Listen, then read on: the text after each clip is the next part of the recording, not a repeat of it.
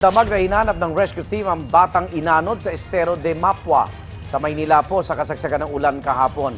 Sa kasamaang palad, patay na po ang bata ng matagpuan. May live report si Micaela Papa. Mika.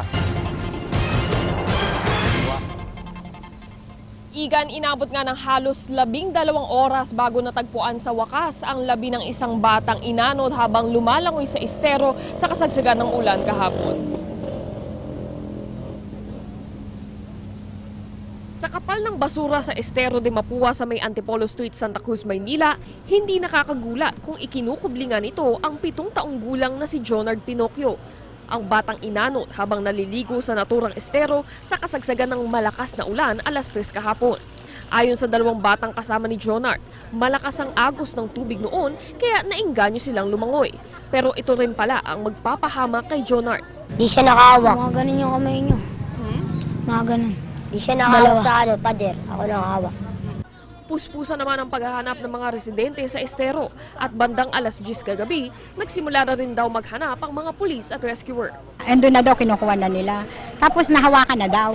Tapos sabi nung sabi ko na maahon nyo na dito, kawawa naman. Yung bata daw nabitawan. Bandang hating gabi, dumating ang 2 pang rescue teams. Sinimulan munang halukayin ang bahagi kung saan nabitawan ang bata. Ngunit nang walang nakita rito, tiningnan din ang dulo ng creek sa bandang Abad Santos kung saan may screen ang estero na posibleng nakasalo sa bata. Pero bigo pa rin ang mga rescuer. Maya-maya, dumating ang ina ni Jonard na nagsabing 5 araw na palang hindi umuuwi ang anak sa Blumentritt. Ang inaasahan ko na buhay siya. Pero wala naman akong kaba na meron nangyari sa anak ko.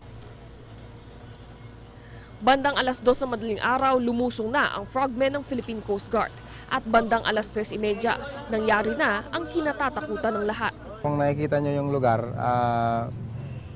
kung saan nangyari yung yung aksidente, walang mga harang po yung So yung creek po natin talaga hindi safe na paliguan po eh.